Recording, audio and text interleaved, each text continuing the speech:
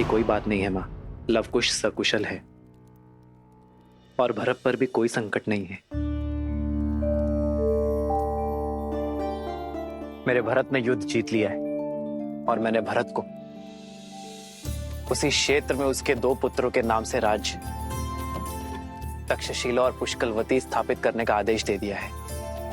राज्य के निर्माण के पश्चात वो लौट आएगा माँ।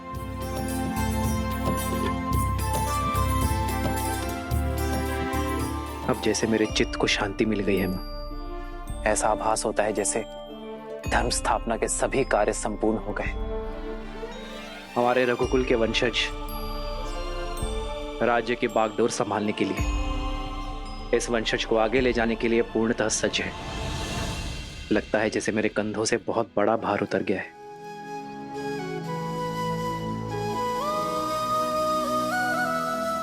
श्री राम श्री राम श्री राम श्री राम।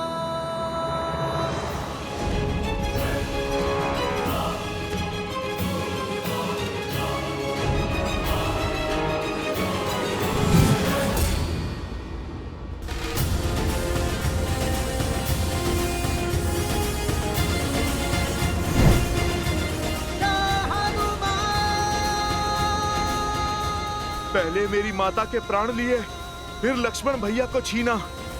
अब ये नियति मुझसे मेरे प्रभु को पृथक करने का षड्यंत्र रच रही है। कुछ तो है जो मेरी सोच और समझ से बाहर है। अति शीघ्र प्रभु के पास पहुंचना होगा।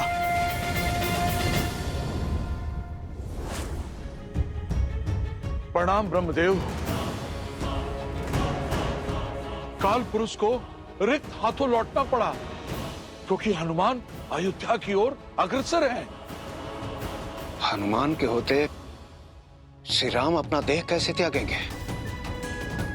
समाधान समस्या में ही छिपा है इंद्रदेव। हनुमान किसी की नहीं सुनेंगे सिवाय श्री राम के। तो अब क्या किया जाए ब्रह्मदेव?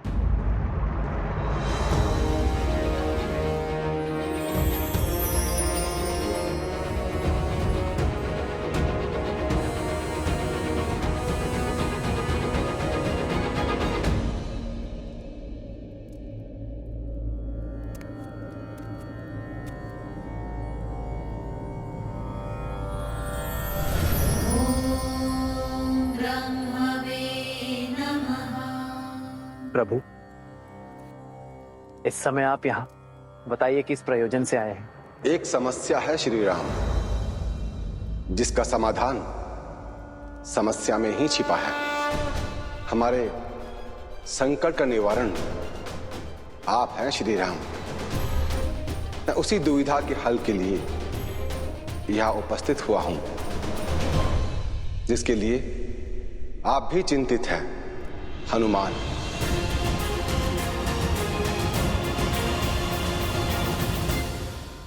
ये उन्हीं के आने का संकेत है जिनके प्राण आप में बसते हैं। किंतु आपके प्राण तो केवल धर्म में बसते हैं। जिस धर्म के पथ पर चलकर आपने अपने ही अनुज लक्ष्मण को मृत्यु को पाने की आज्ञा दे दी, जिस धर्म की ज्योत को प्रज्वलित रखने के लिए देवी सीता ने अपने प्राण त्याग दिए, उसी धर्म को आगे बढ़ाने के लिए, जीवन चक्र को आगे बढ़ाने के लिए, नए युग के आगमन के लिए, त्रेता के अंत और द्वापर युग के शुभारंभ के लिए आपको जाना होगा प्रभु, ताकि आपका अगला अवतार इस धरा को तृप्त करे और संसार को नई सीख दे। पर जब तक हनुमान यहां है तब तक ये असंभव है। आपको हनुमान को समझाना होगा। कैसे, ये तो आप जाने, किंतु करना आपको ही होगा प्रभु।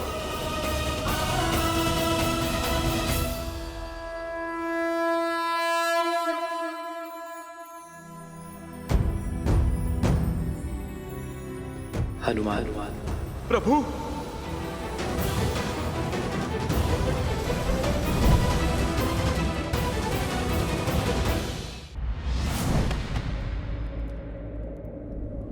प्रणाम प्रभु। हनुमान, मैं तुमसे कुछ बात करना चाहता हूँ। इस तुच्छ भक्त में इतना सामर्थ्य तो नहीं कि मैं आपसे कुछ कह सकूं, किंतु मैं इतना अवश्य समझ चुका हूं कि कुछ तो घट रहा है जो मुझसे छुपाया जा रहा है। प्रभु, कोई तो सत्य है जिसे मुझसे पृथक रखा जा रहा है। इसलिए प्रभु, मैंने निर्णय लिया है कि अब मैं आपको एक क्षण के लिए भी अकेले नहीं छोड़ूंगा। मेरे नहीं होने पर उस काल के पग अयोध्या तक पहुंचे, किंतु अब मेरे रहते वो काल इस अयोध्या में पग धर के दिखाए। ये चुनौती है मेरी उस काल को। अब काल का काल बनेगा ये हनुमान।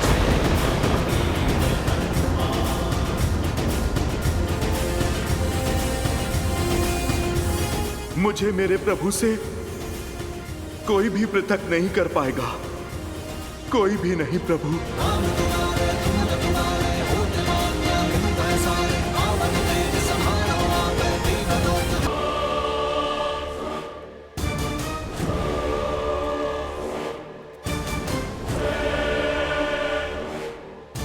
तो तुम हो उस राम के पुत्र, तुम भी उसी की भांति तुच्छ दिखते हो। निर्बल बनवासी से तुम्हारे पिता राम ने मेरे पिता की हत्या की। संसार समझता है वो महान है, वो बहुत बड़ा योद्धा है, किंतु सत्य तो ये है कि उस राम में इतना सामर्थ्य नहीं, वो इतना महान नहीं कि बल से मेरे पिता श्री कुंभकर्ण और पितामह रावण को मार सके। छल किया था उसने, छल। आज मैं उस राम को राक्षस कुल की शक्ति से अवगत कराऊंगा, किंतु उससे पूर्व तुम्हारे हाथ खोल तुम्हें लड़ने का अवसर दूंगा। क्या करूं, मैं उस राम जैसा छलिया जो नहीं हूं।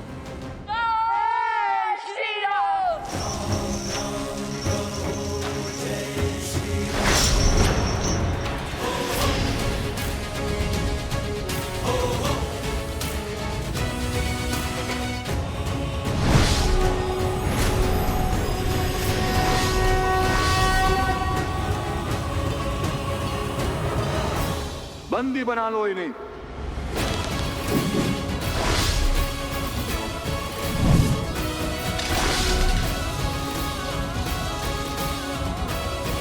जिनका नाम इतना अनादर से ले रहे हो, अब हम तुम्हें उनका परिचय देते हैं, उनके नाम लेने का ढंग सिखाते हैं।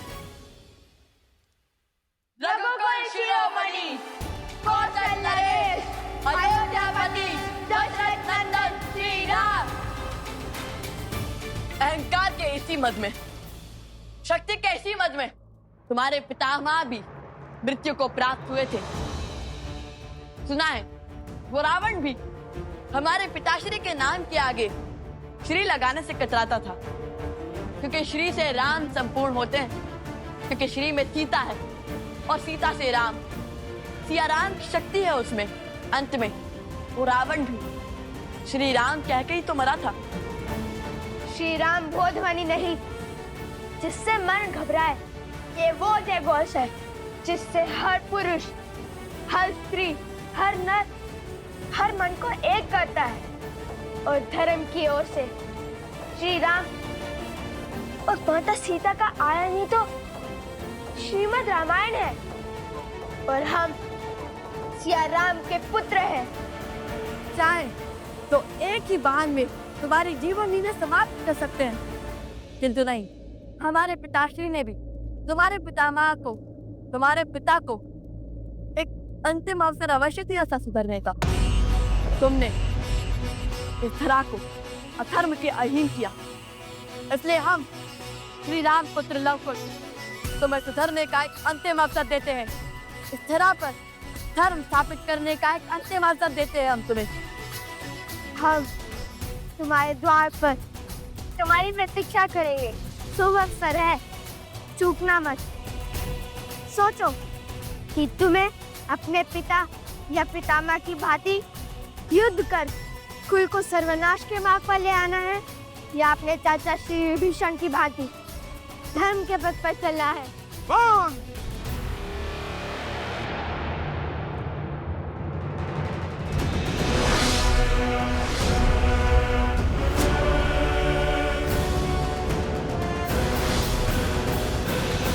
निर्बल था, विश्वासघाती था वो विभीषण, जो शत्रु के आगे नतमस्तक हो गया।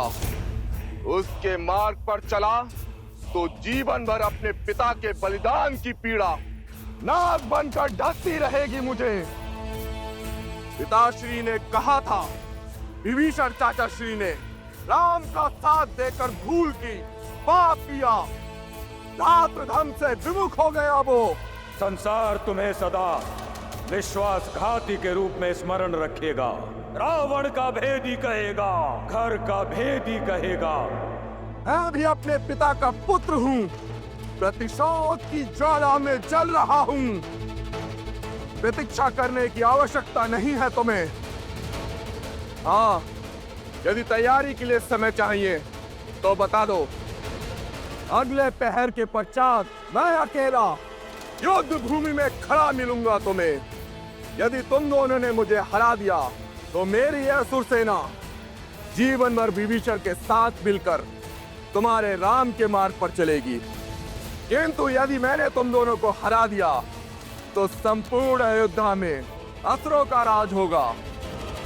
और लगाओ अपने धन के लिए अपने पिता का सिंहासन दांव पर।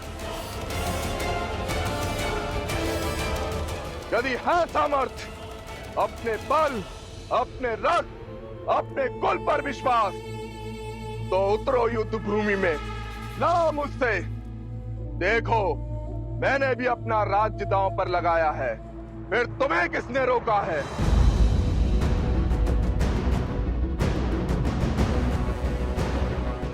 धर्म ना कभी हारता है और ना ही कभी किसी से भयभीत होता है। हम शर्त के पास में नहीं बनते, किंतु एक वचन अवश्य देते हैं। शीघ्र ही इस स्थान से तुम्हारी अधर्म की सत्ता का अंत होगा। यहाँ धर्म का संचालन होगा। जय सिया राम।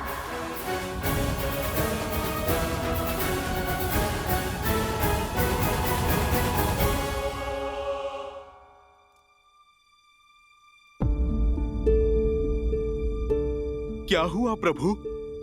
कहीं इस सेवक की बातों से आप आहत तो नहीं हो गए? ऐसी कोई बात नहीं है हनुमान। दिन चाहे जैसे हो, उनसे ढलना होता है। उदय होना, संसार को प्रकाश देना और फिर अस्त हो जाना, यही सूर्य की नियति है। नियति ने जो कुछ भी रचा है उसका पात्र बन जाना ही जीवन है। हाँ, अपनी नियति तक पहुंचने का मार्ग कदाचित भिन्न हो सकता है, किंतु उसे बदला नहीं जा सकता हनुमान, फिर चाहे वो हमारे लिए कितना ही दुखदाई क्यों ना हो। प्रभु, आपसे बड़ा ज्ञानी कौन है? मैं तो ठहरा मोटी बुद्धि का वानर। मैं बस अपनी समझ के अनुसार यही कह सकता हूं कि यदि किसी भी पुत्र से पूछा जाए कि उसके माता पिता की छाया उसके सर से उठा ली जाएगी और वो बस वहां पर खड़ा देखता रह जाएगा, उसे तो बुरा लगेगा ही ना। प्रभु, इन आंखों से मैंने अपनी माता को धरती में समाते देखा। यदि ये हनुमान अपने पे आता तो भूमि देवी को भी बांध लेता। प्रभु, वो मेरी माता की आज्ञा की अवहेलना होती और मेरी माता की माता का अपमान। बस मैं विवश खड़ा देखता ही रहा। मैं उस पीड़ा के सागर से उभर भी नहीं पाया कि उस काल के पैर इस अयोध्या में फिर पड़े और अपने लक्ष्मण भैया को अपने सामने इस संसार से जाते देखता रहा। प्रभु, तब भी आपके आदेश और लक्ष्मण भैया के हट के आगे मैं हार गया। प्रभु, पर अब इस हनुमान की धैर्य की सीमा चूक गई है और अब मैं ये स्वीकार नहीं करूंगा कि मेरे रहते मेरे प्रभु श्री राम या रघुकुल के किसी भी सदस्य पर कोई भी समस्या आए। प्रभु, मैं स्वयं काल के समक्ष खड़ा हो जाऊंगा, चाहे इसके लिए ये नियति मुझे कोई भी दंड दे।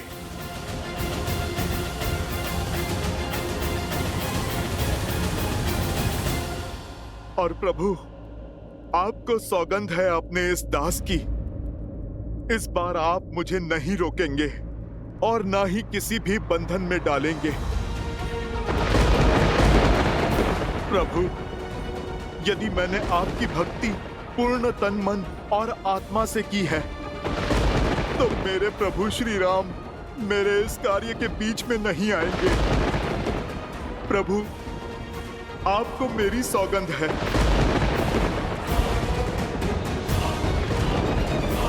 ब्रह्मदेव, ये क्या कर दिया हनुमान ने? एक और श्री राम हनुमान की सौगंध से बंधे हैं और दूसरी ओर हनुमान काल चक्र के मध्य में बाधा बनकर खड़े हैं। माता सरस्वती, अब आप ही कोई मार्ग सुझाइए। देवराज, भले ही मैं ज्ञान की देवी हूँ, लेकिन भक्ति के आगे ज्ञान हार ही जाता है। हनुमान के सामने मैं स्वयं ही असहाय हूँ। हनुमान त्रेता और द्वापर के मध्य में संकट बनकर खड़े हैं और हम देवताओं से उन्हें अभय प्राप्त होने के साथ साथ चिरंजीवी होने का आशीष भी प्राप्त है। तब कौन हरेगा हमारे इस संकट को? क्या हुआ यमदेव? आप बड़े विचलित हैं। विचलित तो सृष्टि का चक्र हो रहा है ब्रह्मदेव, और बाधा क्या है आप स्वयं जानते हैं ब्रह्मदेव। यदि काल अयोध्या के भीतर नहीं पहुंचा तो जिन लोगों का जीवन काल पूरा हो चुका है और वो लोग अपने समय से ऊपर जी रहे होंगे, सारा संतुलन ब्रह्मदेव भंग हो जाएगा। केवल श्री राम नहीं, और भी लोगों का जीवन चक्र हनुमान ने अपने हाथों से रोका हुआ है। यदि कोई मार्ग नहीं निकला ब्रह्मदेव, तो विवश होकर मुझे हनुमान पर बल प्रयोग करना होगा। महादेव वैसे भी ध्यान में लीन है, तो क्यों ना यमराज को एक अवसर दिया जाए, कदाचित वही कोई मार्ग निकाल ले।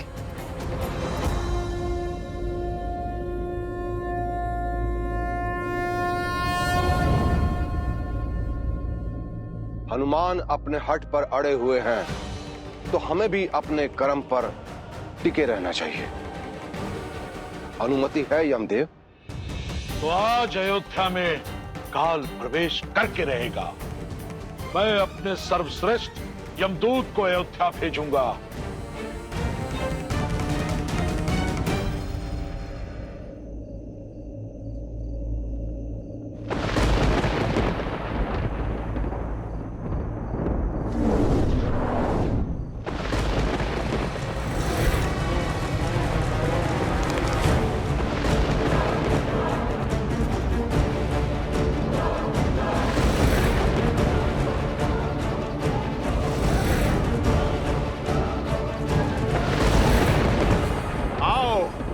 मैं तुम्हारी ही प्रतीक्षा में हूं। लगता है पूरी सेना भेजी है यमराज ने। तुम नहीं जानते, इस हनुमान के पास ऐसा अस्त्र है जो इस पूरे संसार पे भारी है। वो है मेरे प्रभु की भक्ति। श्री राम श्री राम श्री राम। सावधान!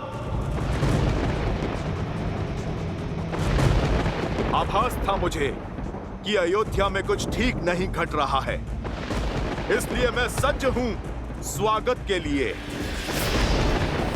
मैं तुम्हें चेतावनी देता हूं, वहीं पर रुक जाओ। अयोध्या पे आया संकट कहीं ना कहीं मेरे प्रभु पर है, और यदि मेरे प्रभु पर कोई भी संकट आता है तो फिर तुम सब मेरे शत्रु हो। फिर मैं तुम्हारे साथ वही करूंगा जो एक शत्रु के साथ किया जाता है।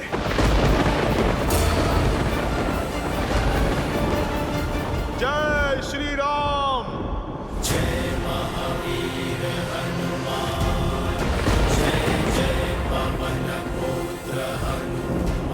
यमदेव, मैं आपसे आग्रह करता हूँ, आप अपने दूतों को लौटा लीजिए, अन्यथा इस राम भक्त हनुमान का क्रोध साक्षात काल भी नहीं सह पाएगा। हम आपके बल से अनुभज्ञ नहीं हैं मारुति, परंतु हम अपने स्वामी के आदेश से भी बने हैं। यमराज ने हमें आपकी बात अनसुनी करने का आदेश दिया है। आपसे आग्रह है कि आप इस सृष्टि के चक्र और नियति की नीति में विघ्न मत डालिए। यदि आप अपने हट पर अड़े रहते हैं तो हम भी अपने आदेश का पालन करने को सज्ज हैं। तो फिर ठीक है, धर्म युद्ध का अनुभव है मुझे। तुम अपना धर्म निभाओ और मैं अपना। जय श्री राम। शंकर सुवन वीर हनुमंता मदन कराल काल बुलधानक राम सहाय सदा प्रतिपालक भूत प्रेत पिशाच निशाचर अग्नि कटाल काल मारी मर्जन मारो कोई संत राम की राखना। अयोध्या पर संकट लाओगे, मेरे प्रभु श्री राम को विचलित करोगे इस हनुमान के रहते। देखिए जगत पिता, देखिए क्या हो रहा है। क्षमा करें किंतु ये सब कुछ आप ही के कारण हो रहा है। आप किसी को भी कोई भी वरदान दे देते हैं। देखिए, एक वानर को शक्तिशाली बनाने का परिणाम यमदूत को अपना काल दिखा रहा है और चला है नियति के चक्र के मध्य एक बाधा बनकर। आपको ज्ञात होगा, आप ही ने दिया था ना वरदान अजय, अमर और चिरंजीवी होने का। अब वो आप ही के वरदान का दुरुपयोग कर रहा है और हम यहाँ विवश खड़े हैं, कुछ नहीं कर पा रहे। परंतु उनके पल के आगे झुककर हम अपना उत्तरदायित्व भी नहीं भूल सकते न इंद्रदेव। सृष्टि का नियम ना टूटे, इसलिए मुझे स्वयं हनुमान के समक्ष जाना होगा।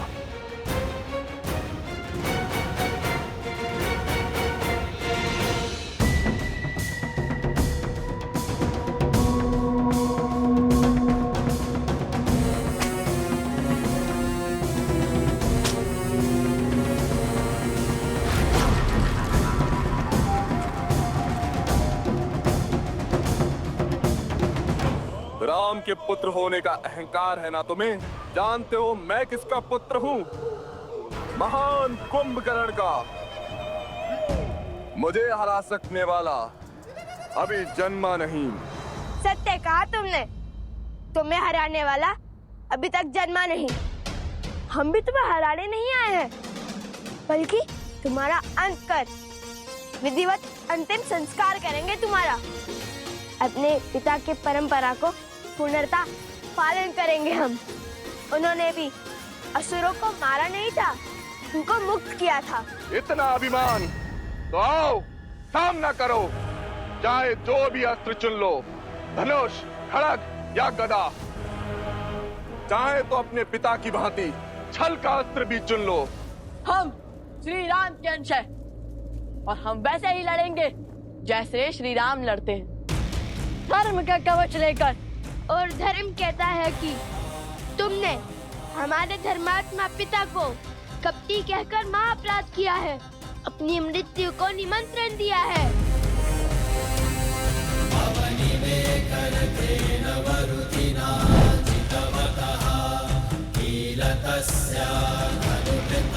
तुम्हें लगता है कि हमारे पिता छल और कपट से जीते थे?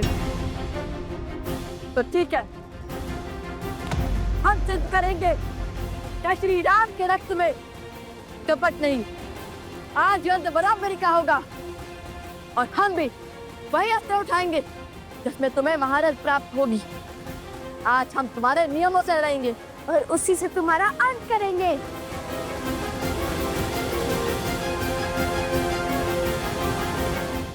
जो अधिक बोलता है वो मृत्यु पाता है।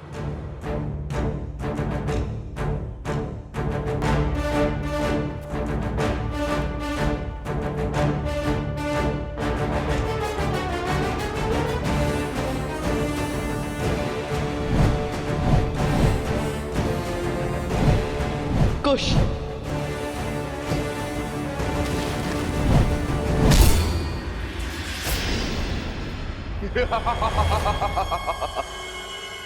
बस इतना सा बल है राम के रक्त में अब देखो कुंभकर्ण के रक्त का बल। कुश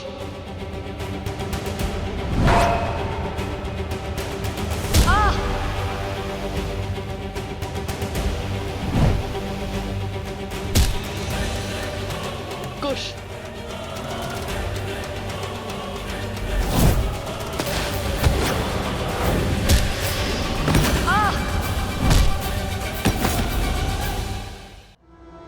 कुश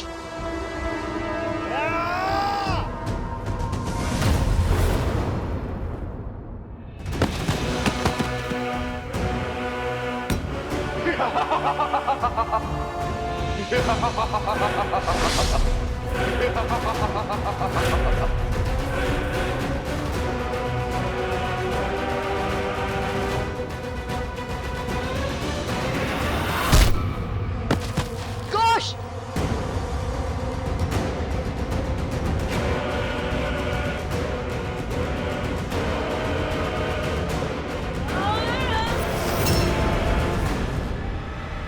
राम भैया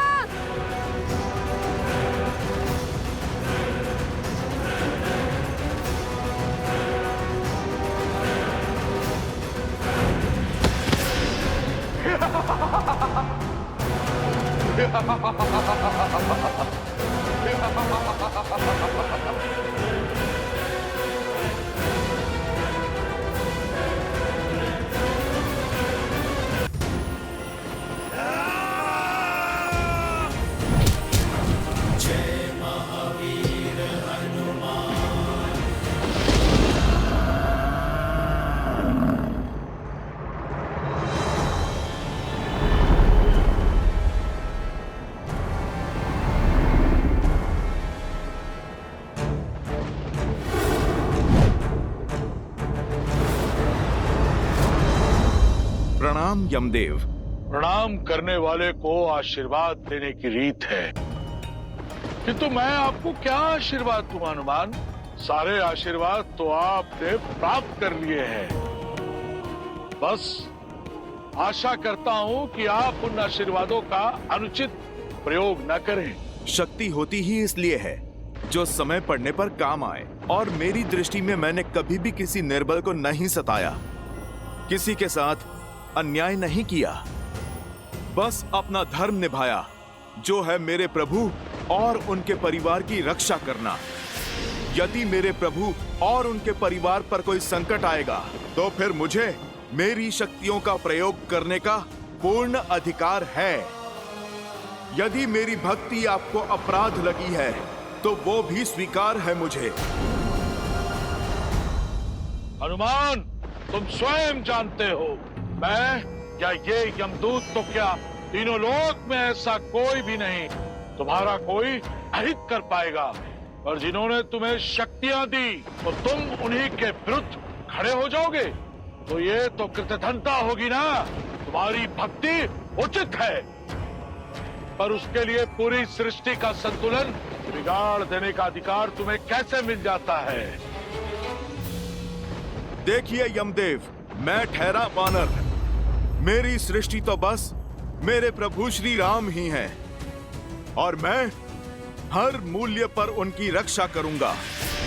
आप यदि जानते हैं मेरी शक्ति तो फिर मेरा आग्रह मानते क्यों नहीं? आप लौट जाइए। मैं ये नहीं चाहता कि मैं किसी का अनादर करूं। अयोध्या की सीमा छोड़कर बाकी पूरी पृथ्वी है आपके पास। आपको अपनी सृष्टि का संचालन जैसे करना है आप कीजिए, कौन रोकता है आपको? बस इस अयोध्या में ये हनुमान आपकी नहीं चलने देगा।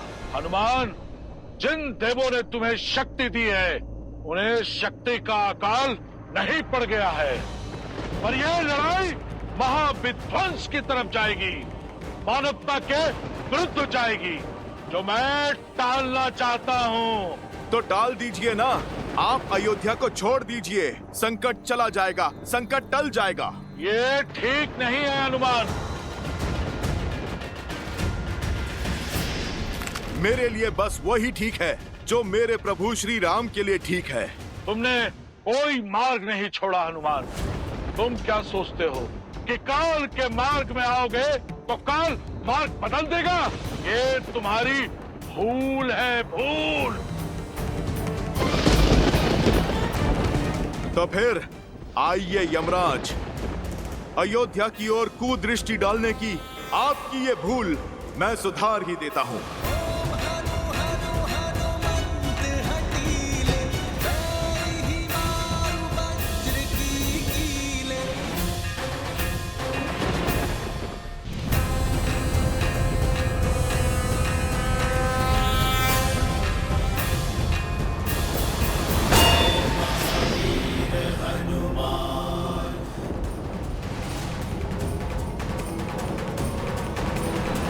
यमदेव, मेरे समक्ष प्रस्तुत हो तुरंत। ये मेरा ब्रह्मा का आदेश है।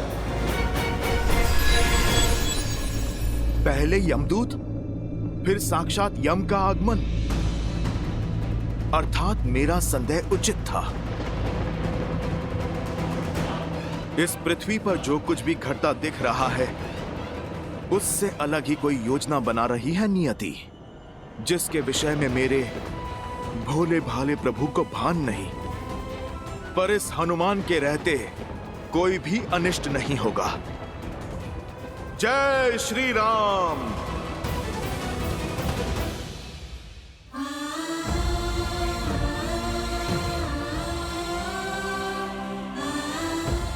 तो ये है वो राम के पुत्र जो धर्म की स्थापना करने के लिए मेरा सामना करने आए थे। देखो असुर वीरों, राम के इन वंशजों को कुंभकर्ण के पुत्र के समक्ष घुटने टेक दिए। इन्होंने माटी में सिमट गए हैं। लव, कुश, युद्ध भूमि में महत्वपूर्ण ये नहीं है कि कौन गिरा, महत्वपूर्ण ये है कि गिरकर फिर से कौन उठ पाया। तुम उन श्री राम के रक्त हो जिन्होंने 14 वर्ष वनवास के दुख भोग कर भी बिना किसी सैया के दशानन का सामना किया, जिन्होंने बिना कवच के हर प्रहार सहा। तुम टूट नहीं सकते, अधर्म के समक्ष झुक नहीं सकते पुत्र, क्योंकि यदि तुम टूटे तो श्री राम का राम राज्य का सपना टूटेगा।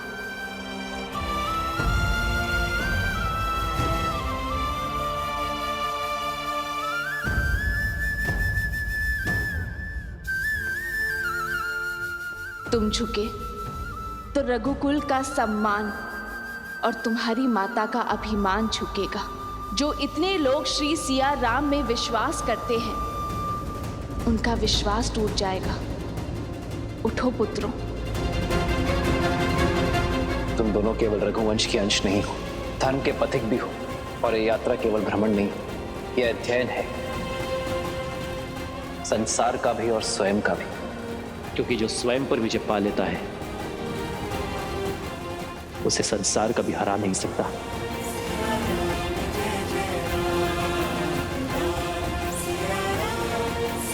माता, माता,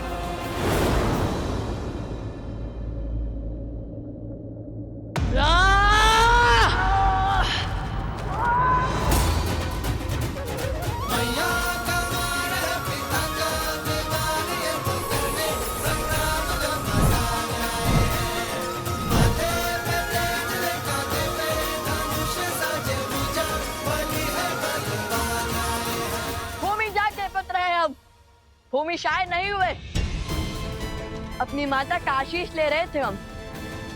आओ, तुम्हें भूमि जा के पुत्रों की शक्ति दिखाएं। अब ये युद्ध तुम्हारे अंत के साथ ही समाप्त होगा। पिता का मार्ग चुना तो अंत भी वैसा ही होगा।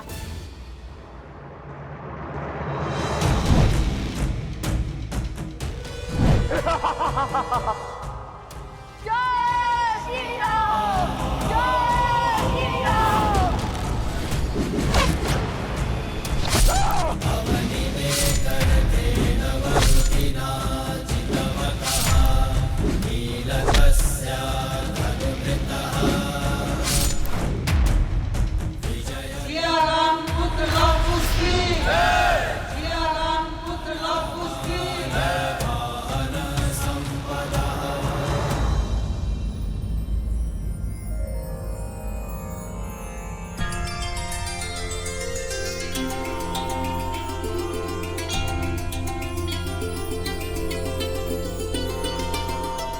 तुम्हारा मार्ग और तुम्हारी सोच अवश्य अनुचित है, किंतु तुमने अपना पुत्र धर्म निभाया है, इसलिए तुम इस प्रणाम के पात्र हो। हम देवताओं से आपकी मुक्ति की प्रार्थना करते हैं, बुरे से बुरे व्यक्ति में भी। यदि अपने माता पिता के लिए आदर का ये भाव रहे तो हम उस भावना को नमन करते हैं। आशा है कि तुम समझ गए होंगे कि प्रतिशोध की अग्नि स्वयं को ही स्वाहा कर देती है। समझ गया, और ये भी समझ गया कि कितना अभागा था मैं, जो रघुवंश की महानता नहीं समझ सका। आज समझ आया कि पिता का मान उसके बुरे कर्मों का अनुसरण करके नहीं, शुभ मार्ग पर चलकर और उन्हें भी शुभ मार्ग पर लाकर होता है। संतान हो तो लब कुश जैसी, राम नाम सत्य है। भज मन राम नाम सुखदाई। आर्यवर्त का भ्रमण तो संपूर्ण हो ही गया है कुछ। अब बस शीघ्र ही पिताश्री से भेंट करने की इच्छा है भैया। हनुमान से लड़कर कोई लाभ नहीं, इससे केवल समय ही व्यर्थ होगा। तो मार्ग क्या है परमपिता? महादेव अब केवल वही हैं जो हम सबको मार्ग दिखा सकते हैं। ब्रह्मदेव, हम गए थे महादेव के पास, किंतु उन्होंने सारी बात श्रीराम पर डाल दी। अब श्रीराम तो आपके प्रिय हनुमान जी की सौगंध से बंधे हैं। इसीलिए हमें अब महादेव के पास ही जाना होगा।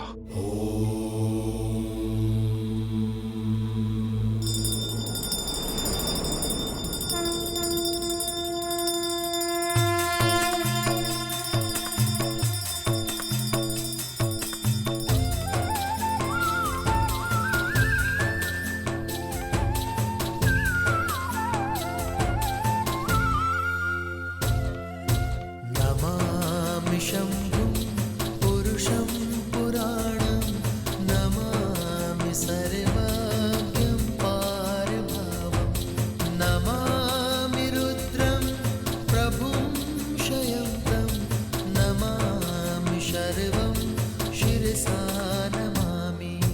नमामि शंभुं पुरुषं पुराणं, नमामि सर्वज्ञं पारभावं। ओम नमः शिवाय। हर हर महादेव।